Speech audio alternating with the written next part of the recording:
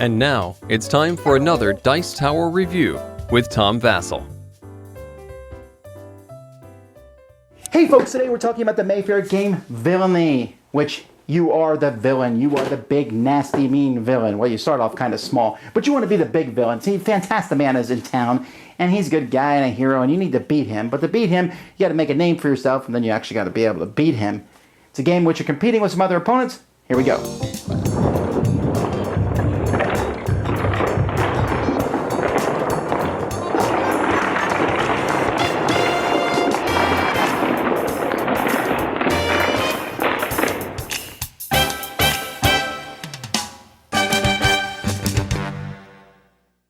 Each player has this big board here with all these dials. Now these dials are actually, they're cardboard that fits into these, and you got to put them like that, and then you stick them in these holes here and it makes a dial. You're going to pick a villain to be your, this is who you are. So maybe I can be Alligator here, or Rex Roofer, or I Carumba, or Dr. Loom, the Craig, Rat Lady, or Mystical. Alright, or Casio. I'll be I Carumba, I guess. Anyway, these are your starting stats in your strength, dexterity, and intelligence. And so y'all mark my things here. They're all marked at 3. And then the game begins. Each player has an origin plan. And so to defeat this origin plan, I need to have... I'm trying to leave a flaming bag of poo outside Fantastic Man's headquarters because he's the good guy in the city. It's annoying. So I need one guy to poo in the bag and one guy to light it on fire and run. Yes, I know, this isn't maybe so glorious, but this is the first thing I do on my road to victory. So the one guy needs a 2 in strength, the other guy needs a 4 in strength and a 3 in intellect. This guy also needs, it shows a little L there, he needs a little loyalty marker to complete this. So I need to get those. So I do that on my turn. I have different actions that I can take. One of the actions can be taking a card here from the Meanwhile pile. There are 2 types of cards. There are Do Some Crimes and Alter Egos. To do some crimes, I simply take this, and I take that much money, and I increase my stats by 2, because I've stolen from the pharmacy. Maybe here, some cryostasis enhancement here. I increase the stats, and +1 specialty of my choice. This character cannot become ready for the next 3 turns. So this is pretty cool, all my stats go up by 2, and I get a specialty of my choice here, but I can't do anything with the character for 3 turns, so that may not be worth it. With this one here, I'm going to pick one of these and I'm going to roll a die for it. So there's all different things you can do. Another thing you can do here is you can take an alter ego. An alter ego needs, for example, 2 in intellect to be a mailman. So I can say, oh, okay. So I'll go here and I'll put it next to I Carumba like this, and I Carumba moonlights as a mailman. Or maybe he would prefer to be a chemist, but he needs 5 intellect to do that. So maybe first, if I took this Do Some Crimes, increases intellect to 5. Then on my next action now, he's a chemist. And he also has a special action that he can do. Okay, so that's one of the things you can do. Another thing you can do is you can go here to the middle and you can hire one of these henchmen. They're hench for hire, and so there's all different sorts of henchmen that come out here. Each of them has their own stats, and each has a cost in money. And the ones that cost more money will probably be better. When you take one of these, let's say I manage to get a henchman here, so I'll take Jenny McDigger. And Jenny McDigger, I can stick her in any one of my spots, my right-hand man, my specialist, or my fighter. So I stick her here. If I stick her in the right-hand spot, she gets 1 to each stat when hired. So instead of being a 3-2-2, she's a 4-3-3. If I stuck her in the specialist area, she would get a free specialty. And if I stuck her here, if he starts fights, I get an extra roll. Now, whenever you do an action with your character, you turn it off like this. You can't use them again until you rest, basically. And when you hire a henchman, then you can take an action with them and then with your main villain. And only your main villain can take an action of hiring henchmen. Henchmen can't hire other henchmen, although they can do jobs and they can get alter egos. When you rest, or it's called work your team, whatever, you get to flip all these, and anybody who has a job, if they were ready, will get the money from that job, and your henchman gets the money from his job whether he's ready or not. And you also get your fight token back. This is because this is another action you can take. You can just say, hey, I'm going to fight everyone. So you look at the 4-player fight card in a 4-player game. If you're playing a different number of players, you look at, like the 3-player fight card. You roll a die. Everyone else rolls a die. Anybody that you roll equal to or higher than you get a reward. So let's say I'm playing as 3 other players. I roll higher or equal to 2 of them. I could say, okay, I'll take a $5 from the bank, and I'll take a free specialty to any character. You can also buy these specialty tokens.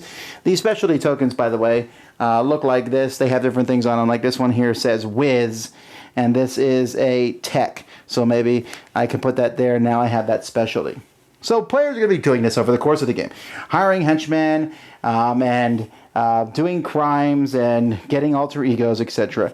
Eventually, you'll have enough to do this. And on your turn, I'll say, oh, I have one character like this, one character with these stats. I complete my origin plan. When you complete your origin plan, you will then draw a villainous act. And you can see this one requires 2 henchmen to work with you. It gives you a reward. They all give you a reward, but it's also harder to pull this one off.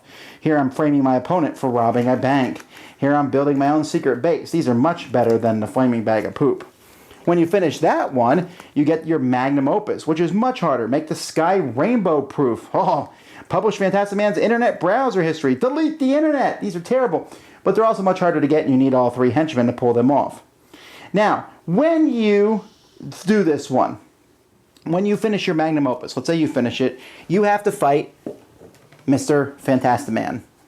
To do that, you need to roll an 8 to beat him. Now, rolling an 8 is very difficult to do, but you can draw a card and turn that card over and do whatever it says, and that adds +1. So you can decide how many of these cards you want to go through. So like, for example, here, these are all his attacks. Roll a die. If it's greater than my villain's intellect, I choose one of these, and each of my henchmen gets -1 of that stat, which might make them not able to do my magnum opus. But if I pass that, I can try this one, pick a number, roll a die. If the numbers match, you fail. Well, that's an easier one. So I pick a 3. I say, okay, I'll pick a 3. I roll the die. I rolled a 1. Good, that's another card I got through. And let's say I get through 4 cards. I say, okay, you know what, 4 cards is enough. I add 4 to my roll. I need an 8. I roll a 6. Boom, 6 plus 4 is 10. I win the game. Had I failed when I'm attacking Mr. Fantastic Man, I can take a token which will give me bonuses to the next time I fight Mr. Fantastic Man, and we keep going until someone eventually beats him. Now, the game comes with a whole pile of little tokens. There's money tokens and all the little tokens put in your things. There's even a whole pile of these tokens here that you can put on top of your character card to make a name. Like maybe I am Socks Wombatington, or Payne Patron, or let's see, Argyle of Buzzard, or Master Glorious Owl. Okay, whatever. To me, there's of the specialty tokens, there's not enough of those in the game for a 4-player game for everybody to have them on their characters that they need them. They could have put more of those in the game than this stuff. This is just nonsense. I mean, I'm all for, naming your character whatever you want. Just give me a whiteboard and a marker, and I'll write my character name on it. But whatever, I digress. But I have to say this. Component quality of this, kind of shoddy. Kind of shoddy. The tokens aren't that great. Putting all those dials together is a massive pain in the neck. I mean, there is tons of these tiles. They don't really, they're okay, but why not just give us little dials on the board, little punch things I can spin like every other company does? Wasn't very impressed with that. The box is way too big. Mine got crushed in the mail when it came because the components inside are just a shadow of the massive amount of air in the box. The artwork is good. I do like the artwork. It's that old, silly 70s cartoony artwork. That's fine. And this has that old 70s feeling, except the things like deleting the internet and such.